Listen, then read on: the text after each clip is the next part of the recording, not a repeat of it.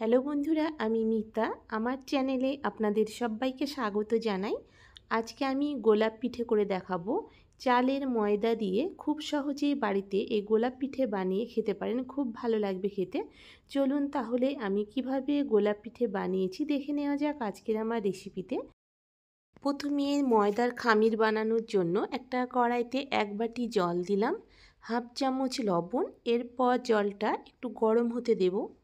দেখুন জলটা গরম হয়ে গেছে। এরপর 2 বাটি ময়দা দিলাম। এখানে আমি যে বাটিতে করে জলটা নিয়েছি সেই বাটির 2 বাটি ময়দা দিলাম। এখানে আপনারা যতটা জল নেবেন তার ডবল ময়দা দেবেন। তাই এখানে যে কাপ কিংবা বাটিতে করে জলটা নেবেন সেই বাটিতে করেই ময়দাটা নেবেন, তাহলে একদম পারফেক্ট হবে। ময়দা দেবার পর গ্যাসের ফ্লেমটা লো রেখে 5 মিনিট ঢাকা দিয়ে ময়দাটা সেদ্ধ হতে দেব। দেখুন 5 মিনিট ঢাকা দিয়ে রেখেছিলাম। এরপর গ্যাসটা বন্ধ করে দিয়ে ভালো করে নাড়াচাড়া করে মিশিয়ে নেব। যখন দেখবেন এইভাবে হাতে মাখার পর ময়দাটা দলা পেকে যাচ্ছে, তার মানে বুঝতে পারবেন ময়দার খামিরটা একদম পারফেক্ট হয়েছে। এরপর ময়দা প্লেটে নামিয়ে হালকা ঠান্ডা করে নেব। এখানে হাতে সহ্য করতে পারবো এই রকম গরম অবস্থায় ময়দাটা ভালো করে মেখে নিতে হবে। ময়দা যত ভালো করে মেখে নেব পিঠেগুলো ততটাই সুন্দর হবে। আর ময়দাটা হালকা গরম অবস্থায় মাখবেন। দেখুন আমি ভালো করে ময়দা মেখে নিয়েছি। এরপর রুটি বানিয়ে নেব।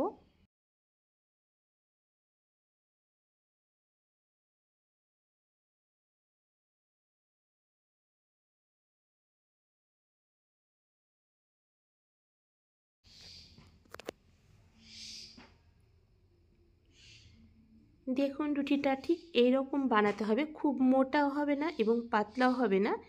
এরপর একটা জলখাবার গ্লাস দিয়ে এইভাবে কেটে নেব। দেখুন এক কথায় আমরা পিঠে পুলি যেভাবে বানানোর জন্য গ্লাস দিয়ে কেটে নিই, ঠিক সেইভাবে রুটি বানিয়ে আমি গ্লাস দিয়ে কেটে নিলাম। দেখুন গ্লাস দিয়ে কেটে আমি এখানে ছোট ছোট রুটি বানিয়ে নিয়েছি। এরপর এখানে 3টে রুটি একসঙ্গে করে নিলাম। তারপর গোলাপের কলি বানানোর জন্য মাঝ বরাবর আঙুল দিয়ে একটু চেপে গর্ত করে নিলাম। তারপর সামান্য ময়দা নিয়ে এইভাবে চাপ দিয়ে গোলাপের কলিটা করে নিয়ে ছুরি দিয়ে এইভাবে 3 জায়গাতে আমি কেটে দেব। দেখুন তারপর একটা একটা করে পাপড়ি নিয়ে এইভাবে আঙুল দিয়ে চেপে দেব। দেখুন এটা ঠিক দেখে বুঝে নিতে হবে আমি কিভাবে গোলাপগুলো বানিয়ে নিচ্ছি। এইভাবে ঘুরিয়ে আঙুল দিয়ে একটু চেপে চেপে দিলেই গোলাপ ফুল হয়ে যাবে। দেখুন এটা ঠিক দেখে বুঝে নিতে হবে আমি কিভাবে বানাচ্ছি। আশা করি আপনারা দেখে বুঝতে পারছেন আমি কিভাবে গোলাপ ফুলটা বানিয়ে নিলাম। একই রকমভাবে আপনাদেরকে আরেকটা বানিয়ে দেখাচ্ছি। এখানে পরপর 3টে রুটি রাখলাম। তারপর মাঝ বরাবর আঙুল দিয়ে এইভাবে একটু চেপে দিলাম। তারপর সামান্য ময়দা নিয়ে এভাবে হাতের তালুতে ঘষে গোলাপের কলিটা করে নিলাম। তারপর এখানে ছুরিটা একটু যে কলিটা আছে তার একটু ফাঁকা করে কাটবেন, না হলে গোলাপ ফুল বানানোর সময় খুলে যাবে। তারপর এইভাবে আঙুল দিয়ে জোড়া লাগিয়ে দেব। দেখুন ঠিক এইভাবে আঙুল দিয়ে চেপে চেপে গোলাপের পাপড়িগুলো লাগিয়ে দেব। দেখুন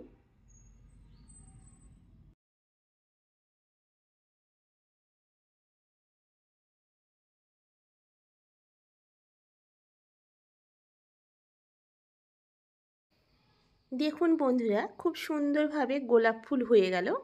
একই রকমভাবে সব গোলাপ ফুলগুলো আমি বানিয়ে নিয়েছি। দেখুন এরপর পিঠে ভেজানোর জন্য আমি শিরাটা বানিয়ে নেব। শিরা বানানোর জন্য 1 বাটি চিনি, যে বাটিতে আমি চিনিটা নিয়েছিলাম সেই বাটির 1.5 বাটি জল দিলাম। এরপর দারুচিনি দিলাম, 4টে এলাচ ফাটিয়ে দিলাম, একটা তেজপাতা দিয়ে হালকা ঘন একটা শিরা বানিয়ে নেব। এখানে 1 তার কিংবা 2 তারের শিরাটা হবে না, চিনিটা একটু জলের সঙ্গে মিশিয়ে দিলে শিরাটা হয়ে যাবে। এখানে কালারের জন্য সামান্য পরিমাণ ফুড কালার দিলাম। এদিকে শিরাটা হতে থাক, আমি অন্যদিকে পিঠেগুলো ভাজবার জন্য কড়াইতে তেল দিলাম। প্রথমে তেলটা ভালো করে গরম করে নিয়েছি। এরপর গ্যাসের ফ্লেমটা মিডিয়ামে করে মিনিট 5-6 সময় নিয়ে পিঠেগুলো ভেজে নেব। দেখুন এক পিঠ ভাজা হয়ে গেছে। এরপর উল্টে দিয়ে অপর পিঠ ভেজে নেব। আর ভাজবার সময় দেখে বুঝতে পারছেন প্রত্যেকটা গোলা খুব সুন্দর লাগছে দেখতে। এইভাবে চারিধারে ঘুরিয়ে ঘুরিয়ে হালকা বাদামি করে পিঠেগুলো ভেজে নেব। দেখুন এই ব্যাচের পিঠেগুলো ভাজা হয়ে গেছে। এরপর উঠিয়ে নিয়ে সঙ্গে সঙ্গে সেরাতে দিয়ে দেব। একই রকমভাবে গ্যাসের ফ্লেমটা মিডিয়ামে রেখে বাকি পিঠেগুলো ভেজে নেব।